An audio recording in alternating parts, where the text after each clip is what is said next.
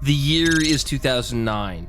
You and your friends gather around the lunch table and talk about how excited you all are for the upcoming release of Modern Warfare 2. You spend your time reminiscing about the memories you made doing 1v1s on shipment, making friends on Xbox Live, holding down the catwalk under Reese, and the crazy stories you experienced online. You count down the hours until you can go and pick up your copy at GameStop.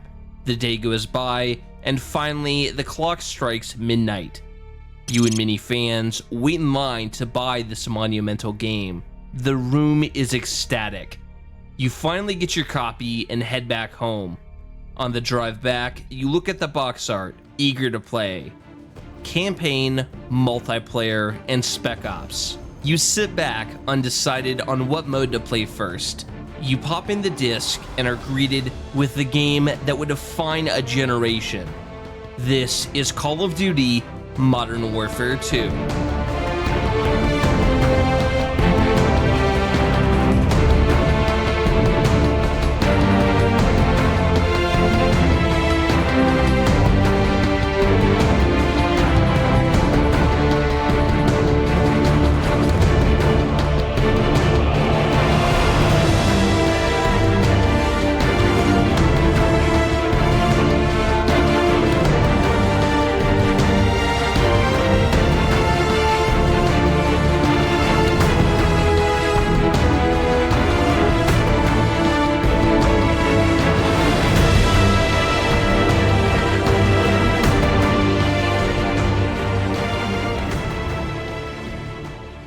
Before we get started, I just want to take a moment and thank you all for your support on my most recent videos.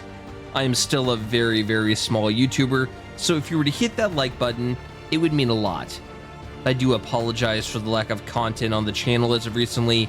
I have about 15 different scripts in the works, and I keep jumping back and forth instead of just finishing one. Moving forward, I plan on releasing more content and releasing it at a faster rate. If you enjoy the videos that I make, consider subscribing and hitting that notification bell so that way you never miss an upload. Once again, thank you. Now without further ado, let's get back to the video.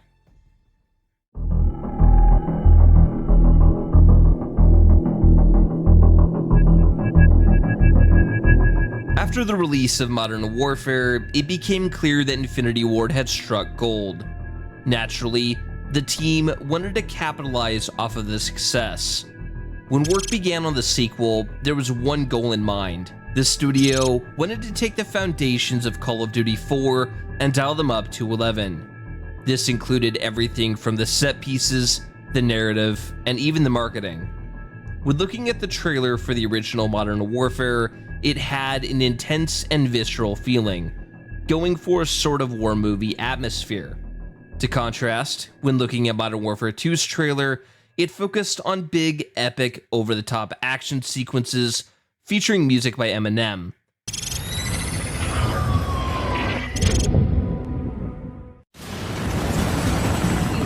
U.S. Marines stationed on high alert were given the order to invade the small... Nikolai! Foreman set! The crews are at Gary! Just as they lay waste to our country, we shall lay waste to theirs. You think this will stop the bloodshed?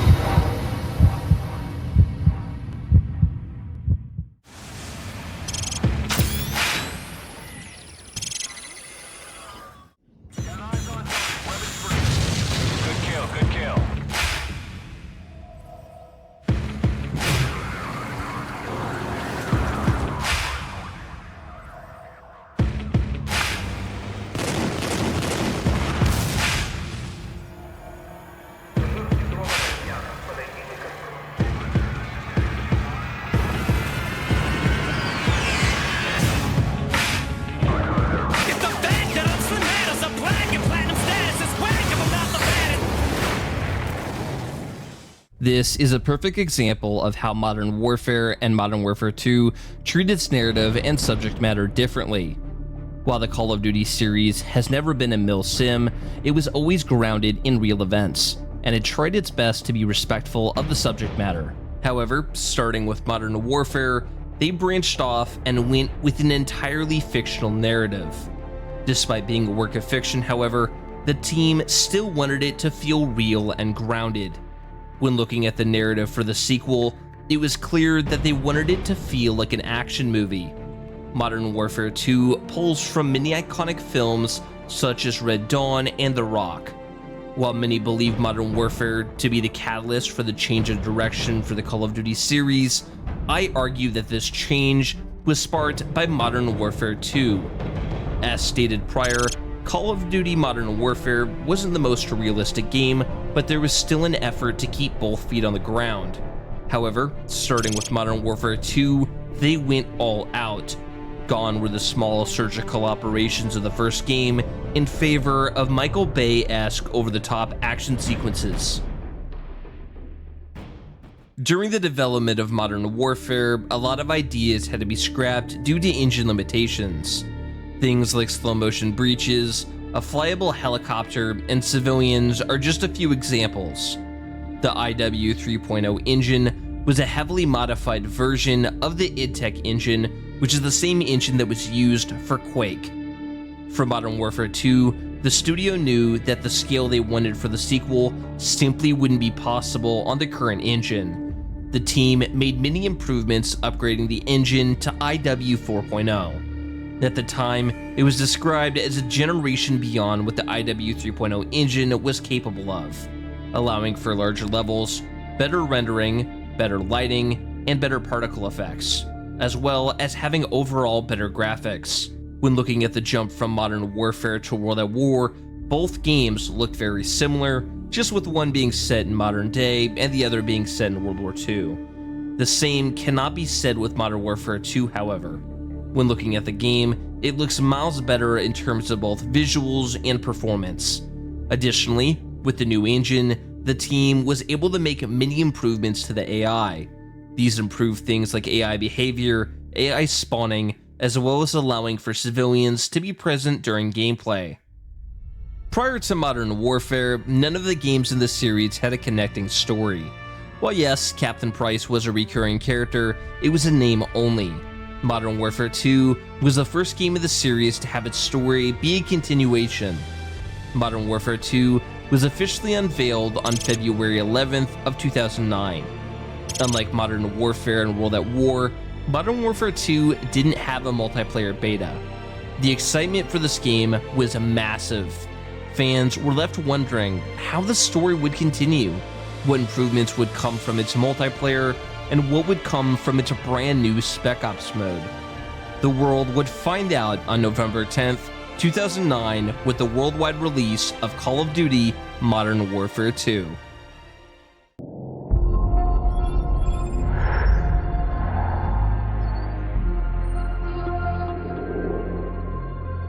The more things change, the more they stay the same. Boundaries shift, new players step in, but power always finds a place to rest its head. We fought and bled alongside the Russians. We should have known they'd hate us for it. History is written by the victor, and here I am thinking we'd won. But you bring down one enemy and they find someone even worse to replace him. Locations change, the rationale, the objective. Yesterday's enemies are today's recruits. Train them to fight alongside you, and pray they don't eventually decide to hate you for it too.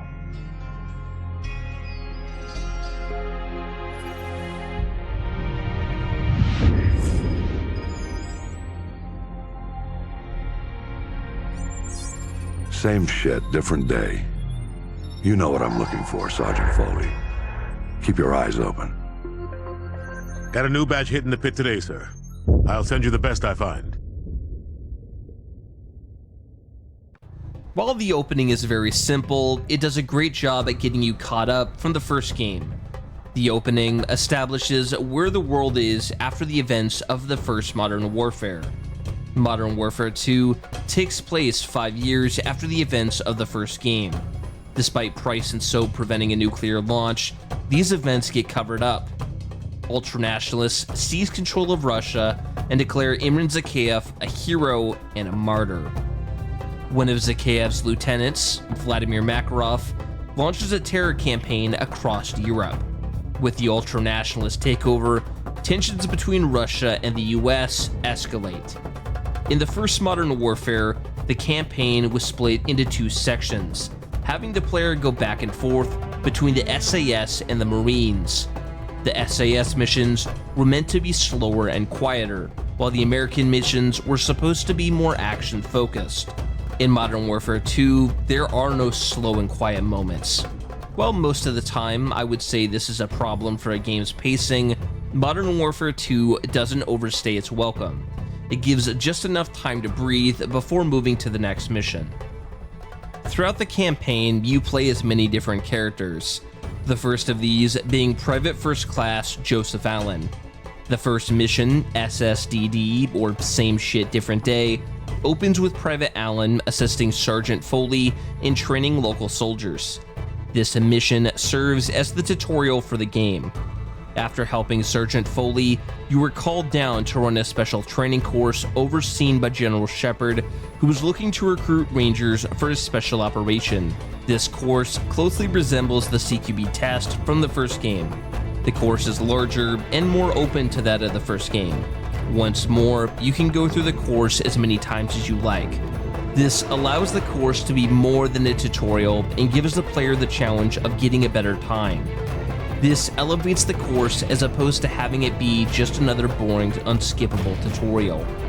After completing the course, Private Allen and the rest of the 75th Ranger Regiment are diverted to aid in taking a nearby city from local forces. After an iconic speech from General Shepard, the player is thrown straight into the action. During the mission Team Player, you were tasked with protecting an M104 Wolverine while it deploys a bridge. After repelling enemy forces, you regroup at the bridge and get ready to head into the city. The convoy is ordered to hold while you wait for a danger close airstrike called in by General Shepard. It's interesting because, despite being loud and bombastic, this first mission's level is similar to that of the original Modern Warfare. You go through a training course, fight on the outskirts of a large battle, before being part of one yourself. The difference is that instead of this all happening over the course of several missions, this all happens in one level. Furthermore, I feel like this change in pacing actually helps keep the player engaged and results in less downtime. Getting back to the story, your convoy pushes into the city. You were given orders to not engage unless fired upon first, and as expected, you end up getting ambushed. You race through the city, using a minigun to fight through enemy forces before your Humvee eventually gets hit with an RPG. Forced to move on foot, you make your way through buildings and clear them out. After receiving word that Hunter 2-3 is pinned down, you are redirected to assist. They are taking fire from a nearby school, so you were tasked with securing it. After clearing out all hostile forces, you push forward to the rally point. Being impressed with your performance, General Shepard recruits you to be part of a special task force, known as Task Force 141. In the mission Cliffhanger, you play as Sergeant Gary Sanderson, otherwise known as Roach.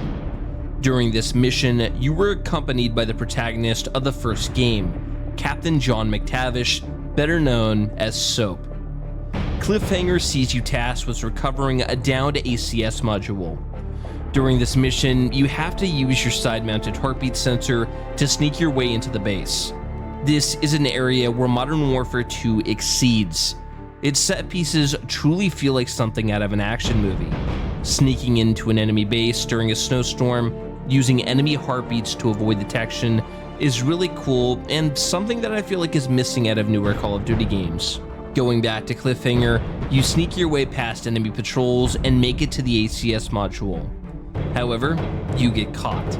With no other options, you and Soap go loud and make your escape to the extraction point. During your escape, you hijack a couple of snowmobiles and race down the mountain to the extraction point. What comes next is not only one of the most controversial Call of Duty missions, but one of the most controversial video game missions of all time. A popular new video game actually allows you to be a terrorist and kill people. Take a look.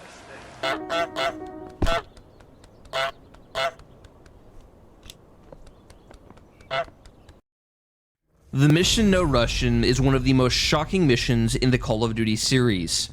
During this mission, you return to play as Private Allen, but this time being an undercover operative working alongside Makarov. In order to gain his trust, you agree to participate in a mass shooting. The mission sees you go along with the terrorist attack at the Zakhaev International Airport. After gunning down the airport, Allen and the other shooters make their way to a stolen ambulance to make their escape. Once at the ambulance, Makarov reveals that he knew you were undercover all along and kills you. Not only was Makarov aware that Allen was undercover, but Allen was a key part in his plan. With his body being left behind, the Russians would blame America for the attack. This attack was meant to be the catalyst for World War III, and Makarov's plan succeeded. This mission sparked a lot of controversy and even made its way to the news, adding fuel to the fire in the ongoing debate on whether or not video games are too violent.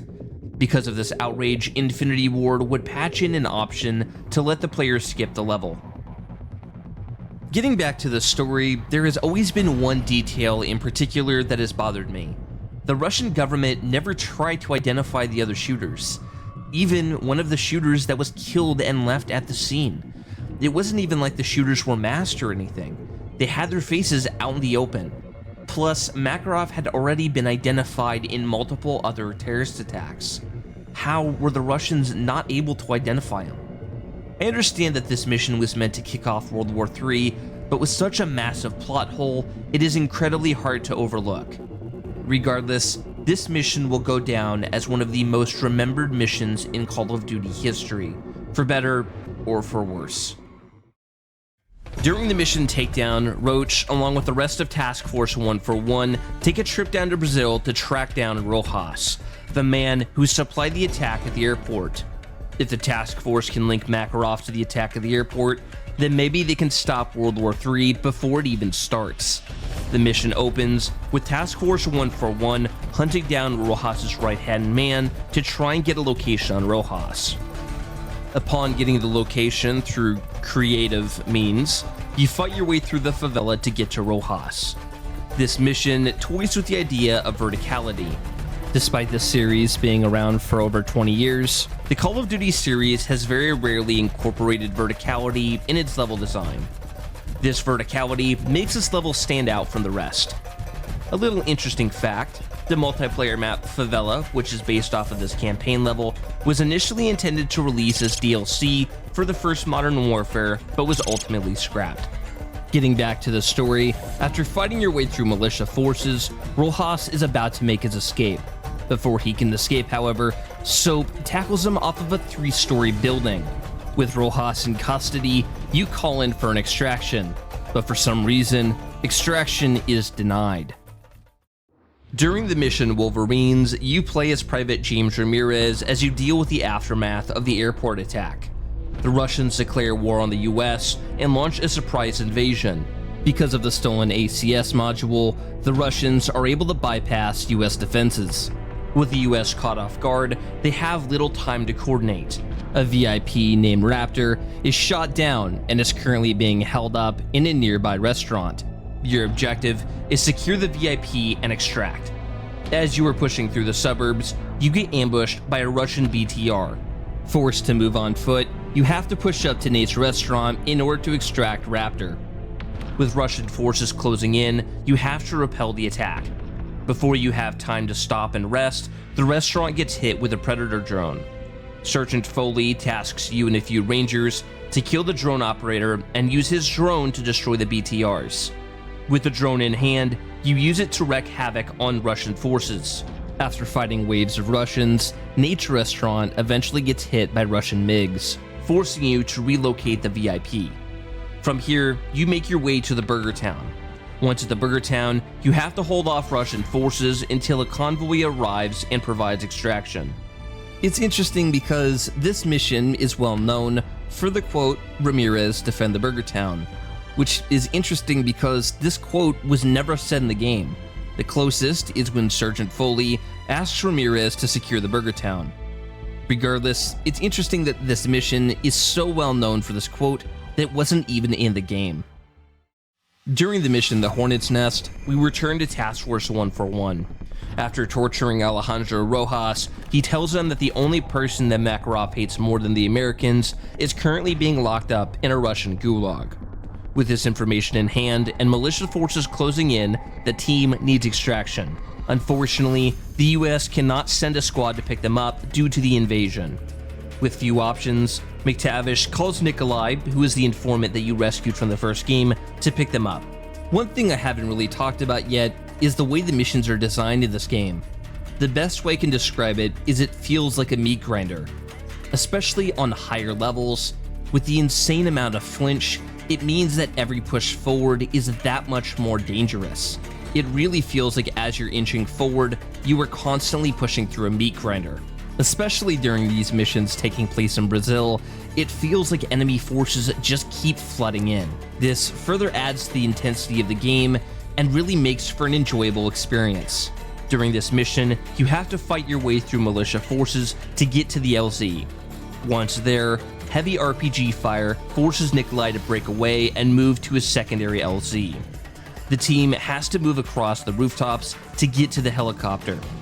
As you jump across rooftops, you end up falling back into the street. With militia forces closing in, you need to haul it back to the helicopter. You race your way through buildings in the favela while taking fire from militia forces.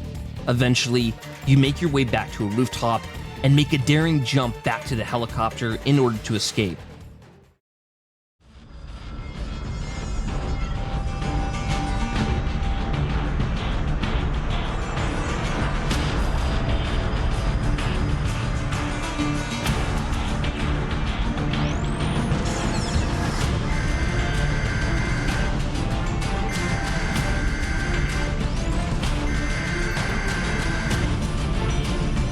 Someone turn off that damn TV. My task force is out of the country. I'm commandeering your unit, Sergeant Foley. Yes, sir. All yours, sir. I've requisitioned a striker from the 8th Armored.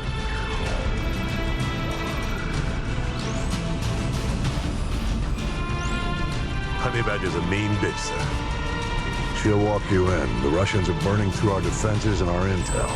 Can't let them take this corner. Just point it out on the map, sir. They won't take it.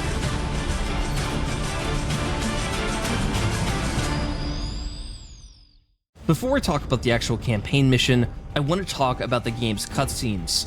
The reason why I show the cutscene for this mission in particular is because I feel like this is a really good example of what I'm going to be talking about. It does a good job of getting the player hyped up. Everything from the music to the line deliveries, everything just feels epic and grandiose. Despite other games in the series having a very similar style for their cutscenes, none of them can quite compare to Modern Warfare 2. None of them quite bring the same intensity and excitement that the cutscenes in Modern Warfare 2 bring. A big part of this reason is because of the soundtrack composed by Hans Zimmer, who is known for composing movie soundtracks such as The Dark Knight and Interstellar. The soundtrack pulls a lot of weight and is truly the best in the series, and is an absolute masterclass in how to have a soundtrack for a video game. During the mission Exodus, we return back to Private Ramirez and the rest of the 75th Ranger Regiment. With Russian anti-air guns preventing evacuation efforts, General Shepard tasks you and your team with destroying those anti-air emplacements. Due to heavy Russian resistance, General Shepard requisitioned a striker from the 8th Armored Division to assist you and your team in destroying those anti-air guns. During this mission, you continue to fight your way through residential areas. With a laser mounted on your weapon, you mark targets for the striker to destroy. With the help of the striker, you're able to push your way to the enemy anti-air guns. With the anti-air guns destroyed, you are redirected to securing an HVI that is located in a nearby safe house. However, upon making it to the safe house, you find that the HVI is dead. No sign of forced entry. Ramirez, get that briefcase. What's left of it. Sarge, check out these tats. Not your average trooper, huh? Good. Get a couple of photos for G2, and check the bodies for intel. What? Shepard's not gonna like this. After securing the HVI's intel, You regroup with your squad and radio in to General Shepard that the HVI is dead. During the mission The Only Easy Day Was Yesterday, we returned back to the 141. After escaping the favela, General Shepard tasked the team with heading for Prisoner 627 in a joint operation with Navy SEALs. They believe securing Prisoner 627 will get them a step closer to getting to Vladimir Makarov. However, SAM sites are preventing them from getting to the Gulag where he is being held. They have to take out the SAM sites first. The SAM sites are located at oil rigs held up by Russian forces. As the Russians have civilian hostages, they have to neutralize the oil rig carefully. They stealthily assault the least defended oil rig with the 6th Fleet. After a small submarine ride, the group arrives at the bottom of the rig, where the player takes the role of Roach and begins their raid. You stealthily make your way through the rig, taking out Russian forces and rescuing hostages. The rig eventually gets alerted, forcing you and your team to go loud. With the rig secured, you continue your push for the Gulag. During the mission The Gulag, we continue on with the 141. After disabling the SAM sites, the team fly in on Little Birds. You take out the Gulag's defenses before landing and making your way into the compound. During this mission, you fight through many areas that are pulled straight out of the film The Rock. Yet another action movie inspiration. With Ghost making it to the control center, he is able to locate Prisoner 627. Ghost tells the team that Prisoner 627 was recently moved to the East Wing, and that the armory is their best bet to reach them. After more fighting, you eventually encounter something that was brand new to the Call of Duty series, the Riot Shield. You run into soldiers using riot shields, forcing the player to either stun them or figure out a way to get around them in order to kill them. With the area clear, you prepare for breach. As you breach, the prisoner overpowers his guard before punching you. The prisoner then raises his rifle to you when you learn of the prisoner's identity. It is none other than Captain Price. After realizing that you were there to rescue him, he stands down. With the US conducting dangerous close bombing runs, the Gulag is beginning to collapse. With time not on your side, you and the team need to find a way out.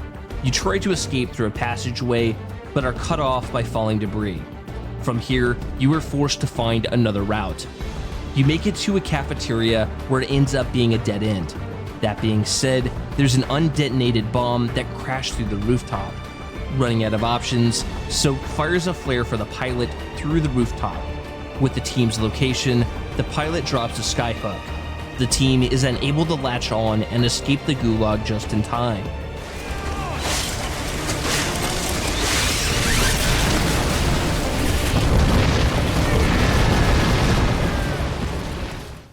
During the mission of their own accord, we return back to Private Ramirez and the rest of the 75th Ranger Regiment.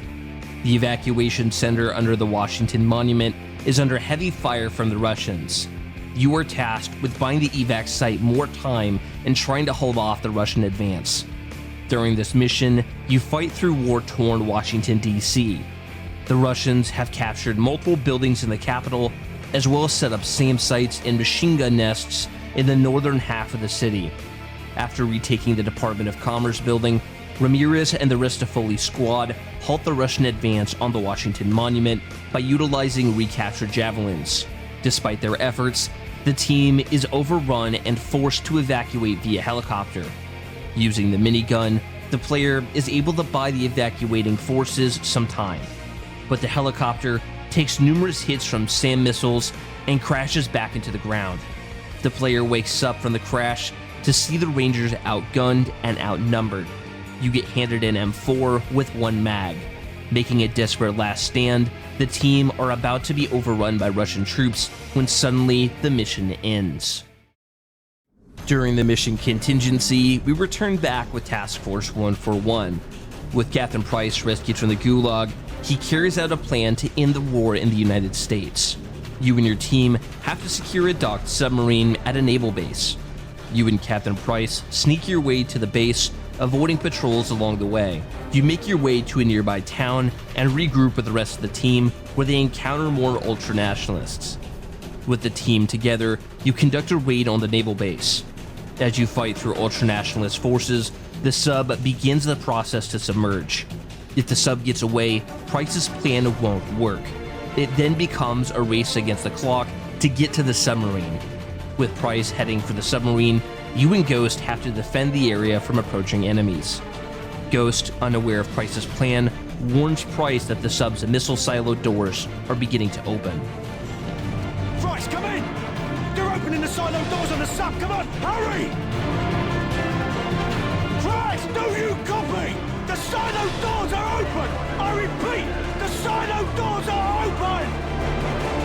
Good. Wait, Price, no! We have a nuclear missile launch! Missile in the air! Missile in the air! Code black! Code black!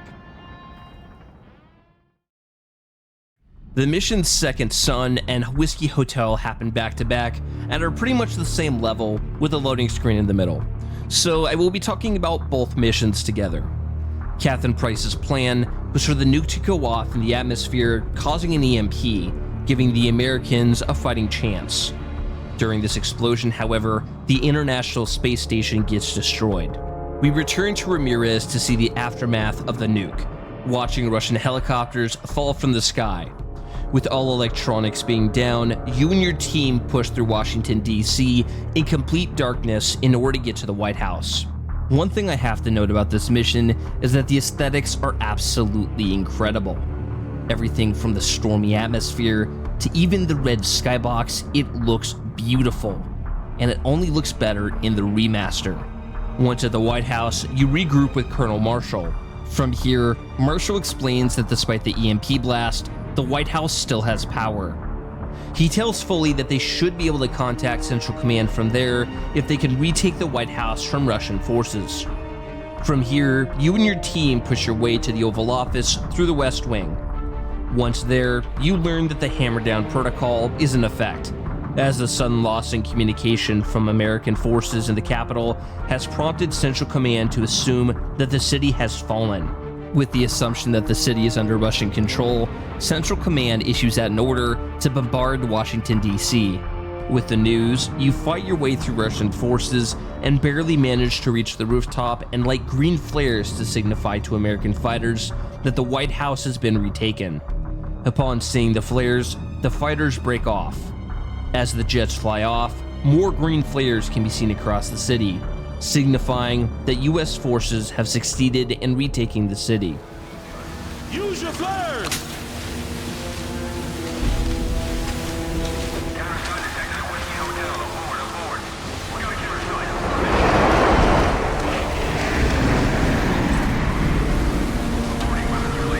So, when we going to Moscow? Not soon enough, man.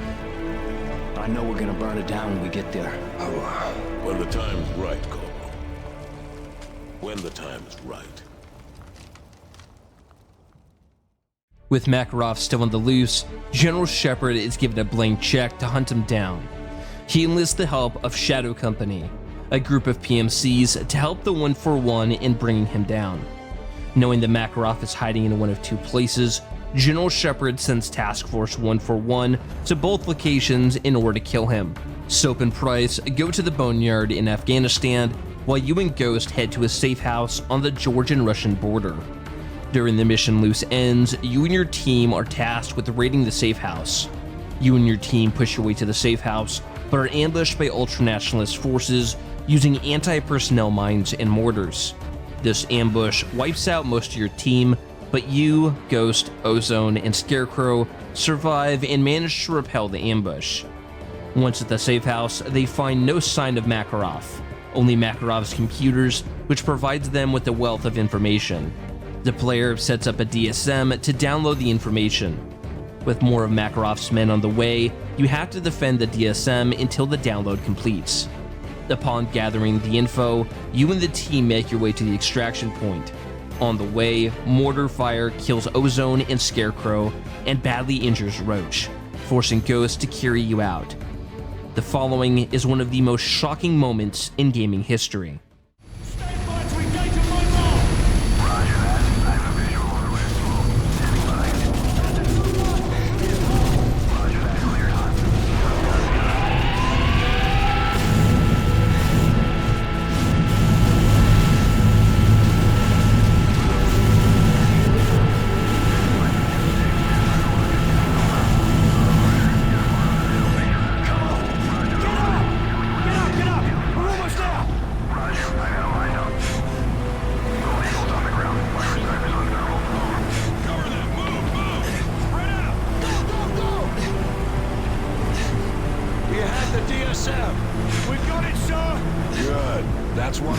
was that?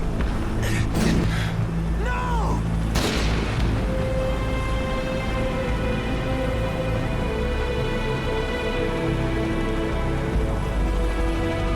Area sabotaged. All targets destroyed. Solid copy. No movement detected. 2-6 going into holding pattern.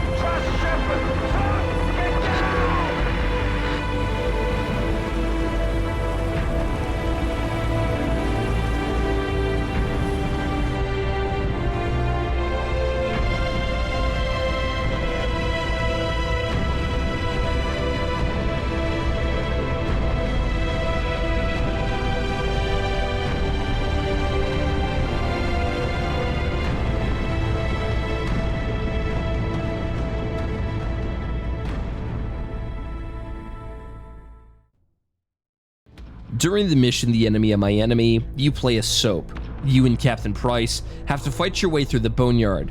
With the team learning of Shepard's involvement at the Zakhaev International Airport, he decides to quote-unquote clean house. With the team dead, no one can tell the world the truth behind the attack. During the mission, Shadow Company and Makarov's forces are fighting each other while you and Price are caught in the middle.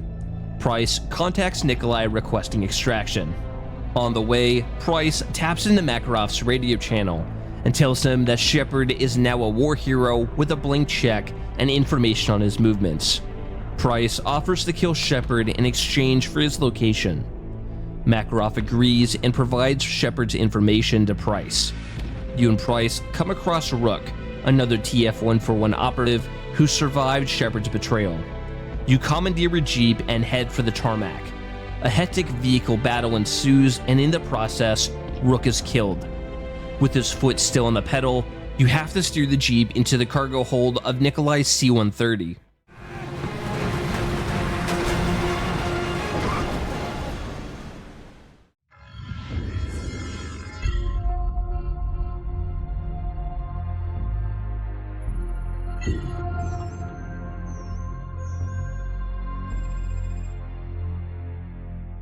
We got one good UMP. They've got 1,000. We don't even know if Makarov's intel's any good. Price? Price? The healthy human mind doesn't wake up in the morning thinking this is its last day on Earth. But I think that's a luxury, not a curse. To know you're close to the end is a kind of freedom. Good time to take inventory.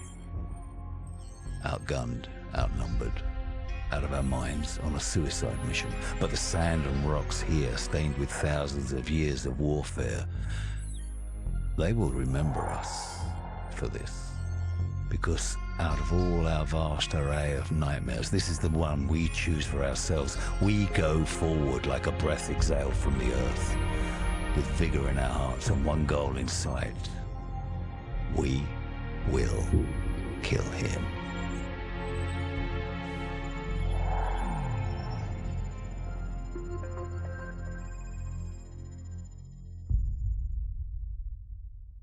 I'll wait for you at the exfil point. 3 hours. Don't bother. This was a one-way flight, mate. Then good luck, my friend. Slava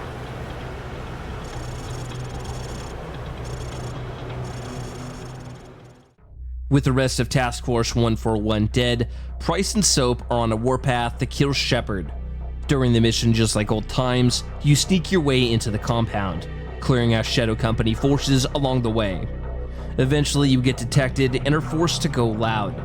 As you are fighting, Shepard calls out over the intercom that the site has been compromised and that he is going to detonate explosive charges in the cave in an attempt to kill you and Price. With Shepard getting ready to escape, it becomes a race against the clock to get to Shepard.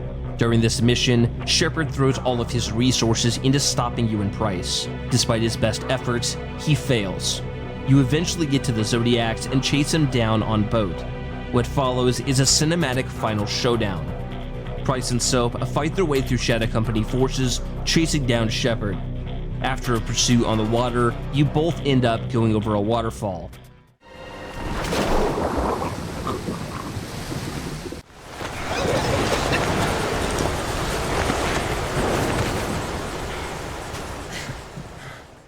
Waking up in a daze with nothing but a knife in your hand, you keep moving forward until you finally come face to face with Shepard. You attempt to kill him, but ultimately fail, and Shepard ends up getting the knife and stabbing you instead. Before Shepard can kill you, Price jumps in and fights him. This gives Soap enough time to remove the blade from his chest and deliver the killing blow to Shepard.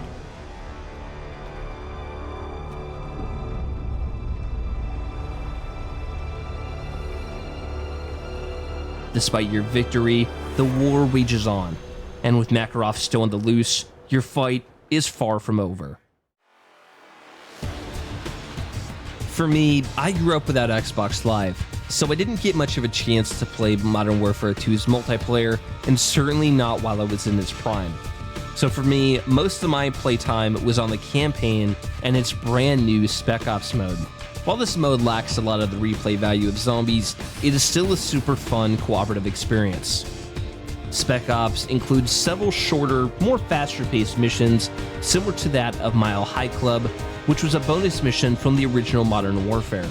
These missions are built using certain parts of the campaign missions. Missions are unlocked by earning stars. These are acquired by playing levels at certain difficulties or completing missions under a certain time. There are a total of 23 different Spec-Ops missions. These missions are divided into 5 groups: Alpha, Bravo, Charlie, Delta, and Echo. Some of these missions even include special enemy types, such as soldiers using riot shields, and even the Spec-Ops exclusive Juggernaut. Decked in bomb squad armor and equipped with an M240, this enemy would go on to become a staple of the Call of Duty series. These Spec-Ops missions could be played solo, split screen, or online with a friend.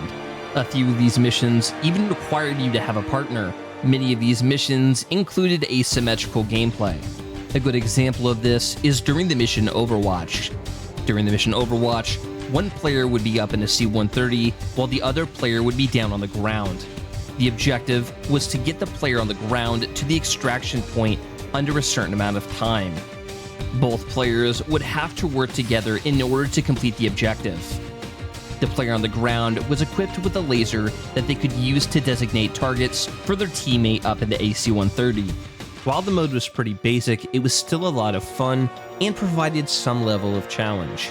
This mode would be improved on its sequel, but unfortunately wouldn't see the light of day for several more years until the new Modern Warfare and Modern Warfare 2, which was a substantial downgrade from the original. While the game mode may not be as revered as zombies, this game mode will forever hold a special place in my heart, as well as the hearts of hundreds and thousands of gamers around the world. As I said, I didn't get much of a chance to play this game's multiplayer during its prime. That being said, its impact on the gaming landscape cannot be understated. While the first Modern Warfare set the bar pretty high for a multiplayer shooter, Modern Warfare 2 took the fundamentals of the first game and elevated them up to 11. Everything from the weapon customization, to the kill streaks, and even the overall game philosophy. The game was built with fun in mind, and because of that, the game has stood the test of time. The game wasn't super balanced, but it added to the charm of the game. Almost every weapon was overpowered, which meant that everything was viable. There were a few standout issues, notably one-man army and noob tube combo, but regardless, the game was still super fun. The game didn't need to have a secretive algorithm in order to trick players into playing the game longer. The game simply provided a good experience and kept the player base around for years. While Modern Warfare 2 didn't have a battle pass or store bundles, it did have a couple DLC packs, which, because of the price tag, probably means you won't be able to find a match for any of these DLC maps. While I mentioned that the game wasn't heavily balanced, a big part of that was due to behind-the-scenes interference.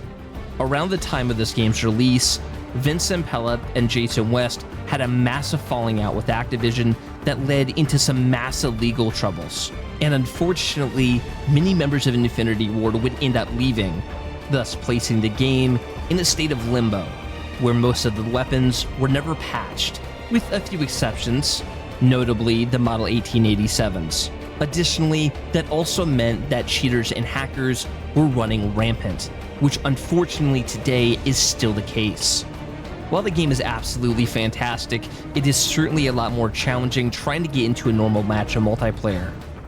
Regardless, this is easily one of the best multiplayer experiences in the Call of Duty franchise, and frankly, even to this day, is still a fantastic multiplayer experience. If you haven't had a chance to play the game, I highly recommend that you pick it up.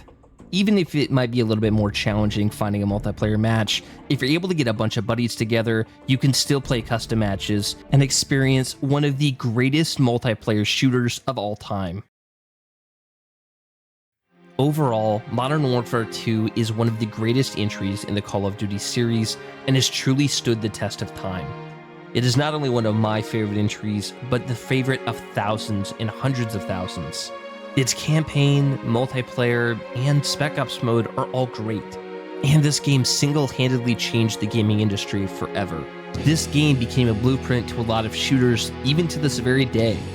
This game is a large part of many of our childhoods, and it is for this reason that this game will forever stand the test of time.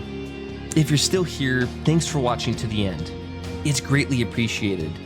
If you enjoy the video, be sure to like and subscribe and hit that notification bell. And be sure to comment down below your favorite memories with Modern Warfare 2. Plus, if you enjoyed this video, be sure to check out the channel. There's several other videos that are very similar to this that you might like. Additionally, be sure to drop some ideas of other videos you'd like to see me do. Once again, thank you for all your support. I hope you have a great day. This is your host Spectre, signing off.